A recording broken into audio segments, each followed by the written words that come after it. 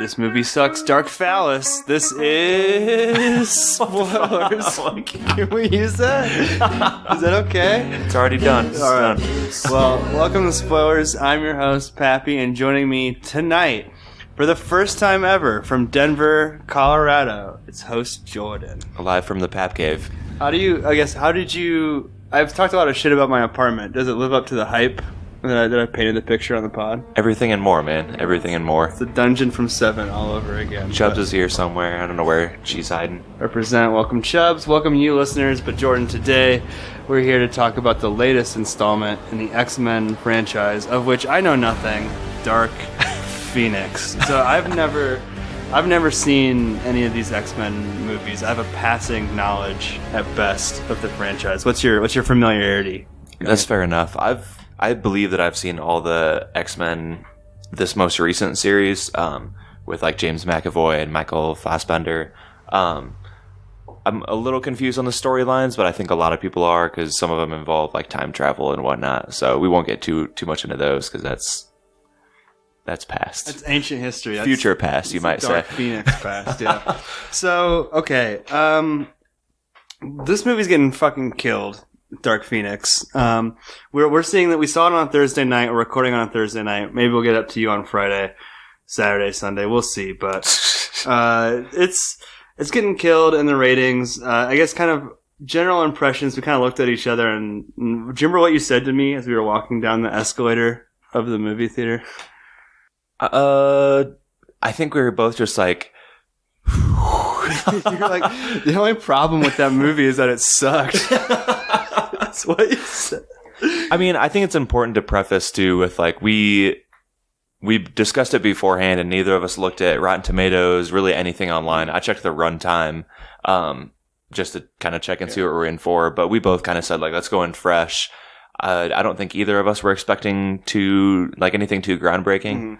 Well, it was one of those beautiful things that people used to do when they go to the movies, where it's like, you get in your head that you want to go to the movies, and then you pick a movie to match your time and requirements, and that's kind of how we ended up in this theater. But yeah. I was glad I went in without any preconceived notions, because I didn't hate it with a passion. It wasn't horrible. It was just weird. It's very meh. Okay. So we have a segment that we're stealing from Bill Simmons' podcast called Unanswerable Questions. I just have a few questions. If you can answer some of these, that would be appreciated. I'll do my best. What was the race of the bad guy? Like, what were their species called?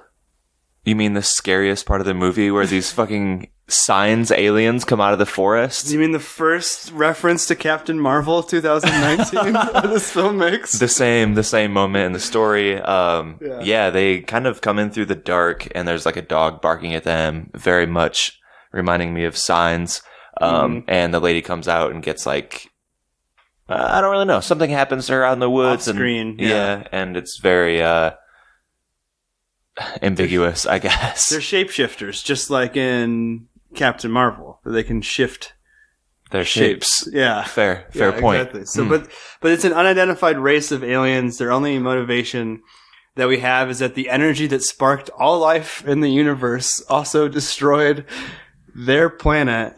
And they've been chasing this energy force throughout the universe. And then when Sophie Turner, which Stark is he? Sansa Stark absorbs the power, they're like, oh shit, she's who got a key in on now. One might say that the thing that kills their planet is also the spark that lights the fire, that lights that lights a revolution. You could say that as well. The North remembers, indeed. Second unanswerable question. Why does, and again, this is coming from someone who hasn't seen any there's Chubbs. Hey, Chubbs. Yeah. This is coming from someone who hasn't seen any X-Men films in the past, so I'm not trying to criticize it from that perspective, but why does the people's opinion of the X-Men turn on a dime constantly? We're introduced to that first scene with the spaceship. How rushed? Wasn't that rushed and weird and strange? Like, yeah, I think they're trying pretty quickly to set up like Dr. Xavier as kind of shooting from the hip a little bit, trying to like improve their public image. He's talking to the president, doing like political parties and stuff. He's and the Elon Musk of this time. Basically. Yeah, that's a good comparison. And so yeah, I think it kind of shows that he's willing to risk everything, and that there's cracks in the foundations of the X-Men. And I'm not trying to like criticize this, obviously, because it's going to be fast. It's part of a franchise. A lot of these characters are well established characters, but like the scope of what happens in that first story in the first 10 minutes is fucking nuts. Because like they're on Earth, they're in space. We're getting shots of like families and children around the world cheering on the X-Men. Like it's very quick and very strange. Like there's the one shot that really reminded me of what's the Will Smith one? Is it Armageddon? Well, not Armageddon. That's not Will Smith. No, not Armageddon. Sorry. We'll cut this in post. Yeah, hopefully, whatever. Maybe we'll see. It is like Armageddon though, when they have like the little families. Like Independence Day. Independence Day. Yeah. Sorry, big dumb movie. Shout out. Yeah. We're it's Independence Day, where like it shows children in another country like scurrying to like a neighborhood store to like watch through the windows on a TV. Like but yeah, I think to answer your question, that's one of the only parts of the movie that I feel like really links to the other, like the big theme that's in the rest of the series, is that they are mutants, and that like the normal people are alternately scared and in awe of them, I think. And so we do kind of get that as well, but it pretty quickly goes to just like mutants fighting mutants. Yeah, and just to touch on kind of the themes that you were talking about too, to bring it back to Captain Marvel, and Jordan and I are sitting right next to each other. I can see his MacBook Air's tabs. He can see my MacBook tabs. And I'm looking at you have Captain Marvel open. Speaking of Captain Marvel, so one of the scenes that we did breeze over is actually the very first intro. There's kind of a double intro here. You have the first adventure that they go on, but then there's a setup of why Sansa Stark has become an X-Men, has left her family, and apparently Ned and Catherine Stark were driving a car, and she wanted to change the radio station, and they wouldn't let her. And she changes it, and then she makes her mom go to sleep, and they get in a car wreck, and she kills her mom. But, like, a major theme, this movie is about dealing with your emotions. You know what I mean? It's about confronting your emotions, similar to Brie Larson, who you have displayed on your screen now. There's literally a scene in that film where it's like, no, I can handle my emotions. Like, another similarity, perhaps? I don't know. I'm all over the place there. But. No. I completely agree. I see like the through line here that you're pointing to. I think there's even a memory of like her crashing a go-kart or something like that in Captain Marvel. Yeah. And it's like, why do we fall off the horse? To like learn to control our emotions and get back on, I suppose. But not only that, like moreover, it's a male mentor figure encouraging a female protagonist to suppress her emotions, and her realizing that that's essentially bad advice. Yeah, and that's absolutely. the whole arc of her character. That's the whole story is, that's bad news. I should embrace my emotions. And that's the whole Dark Phoenix story and Captain Marvel. Yeah, it is. I mean, the last movie by Jean Grey, or the last line in the movie by Jean Grey is like, no, my emotions make me powerful, and she like embraces it all. And that's pretty much exactly what happens in Captain Marvel. You're right. Literally, her emotions are the whole fucking problem. Like, I'm not saying. Hey, man, don't be the male. No, I mean, but like, she's literally killing people on accident because she gets too emotional. Like, that is a problem. Perhaps. Next unanswerable question.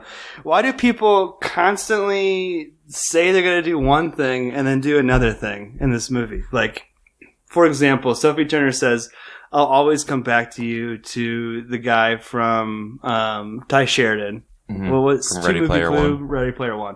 Yeah. And then she immediately leaves him. Like, Charles Xavier refuses to say sorry to the blue wolf guy, Beast, Nicholas Hoult, then immediately apologizes to Sophie Turner like 5 minutes later. Like, I feel like people are constantly, the people of Earth love the X-Men, and then they flip over a couple of police cruisers, and then that's... I don't have as much of an issue with that. I think it's just people growing throughout the film, but yeah, okay. Those are all my unanswerable questions. I guess, do you have any kind of like, the production of this was crazy too, right? Is that kind of what you're looking at now? Yeah. So I had one more Captain Marvel comparison, and good. I brought up as soon as we got home, I was kind of hiding my laptop, and I was bringing up some movie posters, and like, iconic images that they've been using in the press, and there's literally like the same, I don't know if you can see this, but there's literally this like the same photo of them like glowing and split in half, clearly torn in two different directions. Captain Marvel and Dark Phoenix. The same colors of blue on one side of the poster, red on the other side of the poster. Yeah, and like that their power is just like glowing and coursing through them. Like there's a lot of similarities, and it's just crazy that these two movies have come out within 3 months of each other. So for those of you keeping score at home, you have a superhero protagonist who is encouraged by her male mentor to suppress her emotions, is then realized the error of these ways by a group of shape-shifting aliens who come to Earth, and the posters look the exact same. All set in motion by some sort of vehicle wreck. Yes, all set in motion by some sort of vehicle wreck. Yeah, so, you know. Do you remember this? This was supposed to be a horror movie. When Dark Phoenix? Yeah. Like, I remember like 2 years ago when they were talking about this, it was going to be Chubs. It was going to be like a horror film, like way darker, like rated R was kind of thrown out there with the success of Logan, but that never happened. Yeah. I feel like that would have been great. Would have been way better. I mean, they do say shit and fuck. We got one fuck. And they make out and they sexualize Sophie Turner quite a bit. Quite a bit. Quite a bit. It was PG-13, right? I think, yeah. Yeah, I mean, I guess they got their money's worth. Yeah, I don't know. Speaking of sexualizing Sophie Turner real quick, did you notice that we were like the only two people in a group in that whole GD movie theater? The guys next to us were also in a group, but it was all dudes. It was all dudes, mostly one-off dudes going to see this. Like, fine, I'm going to just go on Thursday night. I'll be back by 9. No, yeah, that's a good point. Yeah. Do you have any notes on the production? That's all I remember. Yeah, so I brought this up when we were just kind of doing a little background research before we hopped on. And I had heard that there were some production troubles, but I never looked into it because I didn't want to get any spoilers. But just to kind of give you the highlights here, it was initially going to be released last year, March 2018, and then was pushed back almost a full year for quote-unquote routine reshoots. But due to cast problems, they couldn't get everybody in the same room. There's a scene with Jennifer Lawrence and James McAvoy, and they're having a very intimate one-on-one discussion. It's early in the film, and Jennifer Lawrence, Raven, who does get killed. That would have been a better spoiler, probably. In retrospect. J-Law is talking to Split, and she's like, you made a mistake. You're pushing him too far. And James McAvoy is like, I don't make mistakes. Like, they're going back and forth, but it's shot, reverse shot, the whole time.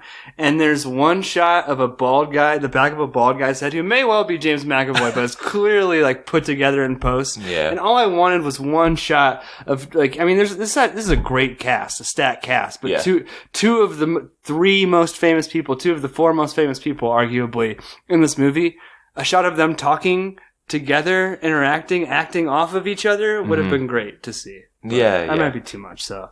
So yeah, they're looking at routine reshoots is what they call it. But that involves completely reworking the third act of the film and also rewriting part of the script ahead of these reshoots. They then also had to change the release date again to avoid competing with the Christmas-oriented film The Nutcracker and the Four Realms. Oh my god! Because there's a lot of audience crossover there. I'm sure. I mean, that box office giant. You gotta get out of that. Did that even come out around Christmas? But it was. No one saw it. Literally, no one saw it.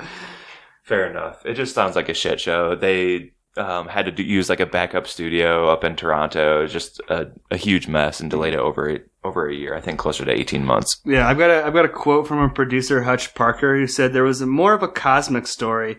The story ended in space in a much more significant way in the first draft, which is kind of some low-key shade being thrown at the reshoots. But yeah, I mean, it said that the first ending had broadly negative reviews, but the second ending isn't great either. So how does it end? So we get Sophie Turner is met by Jessica Chastain. I didn't recognize her at all. I kept trying to place her. I couldn't figure out who it was. But as a villain, she is so bad. I know we touched on it already, but like just so flat. Her name is Smith, so a clear Matrix ripoff. Mm-hmm. But yeah, like she just has basically a bunch of villain quips, like "I will take the power from her." Mm-hmm. She's super quiet and like bland, Tilda Swinton looking strange. Yeah, absolutely.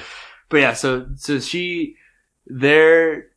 convinces Sophie Turner that she needs to embrace her emotions and kill people, and she's like, no. And then I don't know, kind of what happens? Like James McAvoy comes to kill her, and something. James McAvoy like apologizes, but it's like this whole sequence in one of their memories or brains or something, mm-hmm. and they kind of chat. And then Michael Fassbender, Magneto, is also there. And they're all there to kill her. They're all fighting in New York. Mm-hmm. And apparently this isn't as big of a deal as flipping over a couple of police cruisers, like causing chaos in the New York streets, because everything goes back to normal right after this.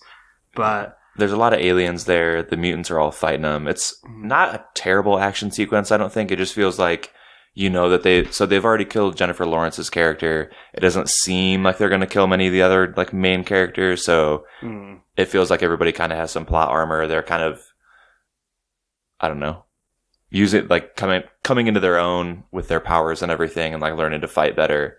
And then they kind of all get messed up by like the one villain. I'll say this may be an X-Men thing, but I love like how all of their powers come into play. You know what I mean? Mm-hmm. I think that like the sequence in space and the sequence here in, I guess, apparently quote unquote New York, which is really Quebec, is cool. They all kind of have their thing to do. They do their thing. It contributes to the overall team mission. I like that. It might be a very X-Men thing, but I think that piece is at least executed well. Yeah, I agree. It feels like a good episode of the X-Men. You know what I mean? Yeah. Like, whatever. That's what we do. But yeah, Sophie Turner and Jessica Chastain kind of kill each other over this powerful... Yeah, they're trying to like pass power back and forth, and it becomes clear that Smith, Jessica Chastain's alien character, like can't handle it, and so Sophie Turner like does it more. And then she can't do it more on Earth because it's going to kill everybody. So she just flies her up to space and does it there. And becomes a phoenix gliding around the Earth like Captain Silver in Treasure Planet. It's very, very strange ending. Emotions make me more powerful is the final quote. I don't know. I don't have a lot to say. This movie's getting buried. Like I said, we won't be the first negative review to market, but I'm glad that we went in fresh and formed our own opinions. Speaking of male mentor characters, can I tell you about Hans Zimmer's score for this and some of the track names? No one writes music better for women superheroes than a male Hans Zimmer. Kills it. These are just these are just a few of the track names here. Intimate. Oh. Dark. Okay. Gap. Yikes. Insertion. No. It's there. Dude, no. It's there. No. It is. Oh my god. It's just weird. I don't know.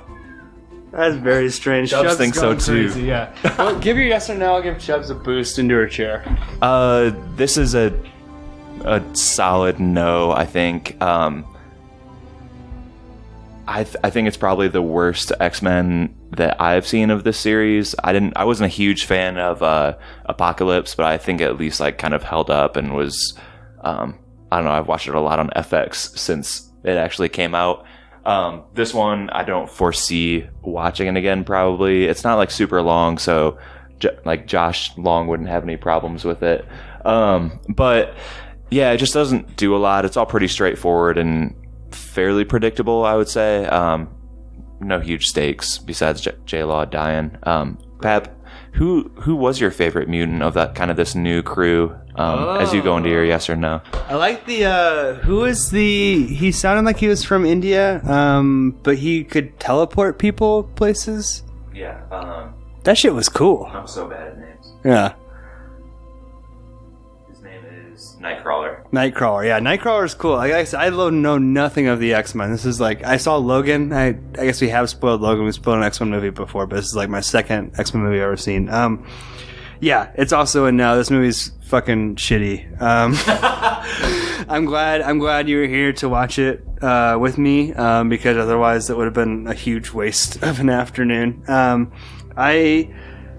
The similarities of Captain Marvel aside, it was just kind of strangely edited. It really did feel like a film that had reshoots, and even not like being 100% sure on that going into it, afterwards I was sure on it. So yeah, a definite no for me. Maybe one of the worst movies of the year, honestly. And Disney doesn't give a fuck about what happened in this movie. They're gonna reboot the X-Men hardcore, their new acquisition. So yeah, I think so. Not a great send off for the series with Fox, I don't think, but yeah.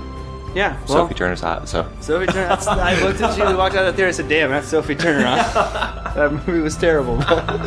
Well, thank you for listening. A brief spoilers, Jordan. I'm glad you're here in Denver with me. Thanks, Pat. Thanks, Chubbs. The good people, Chubbs. I'm so glad you shut the fuck up. I don't want to show up on the track, but thank you for listening. Take it away, Spoderman. X-Men, Spoderman, Nightcrawlerman. Spoiler Man here. Our email is podcastspoilers@gmail.com. Twitter is @spoilers_pod.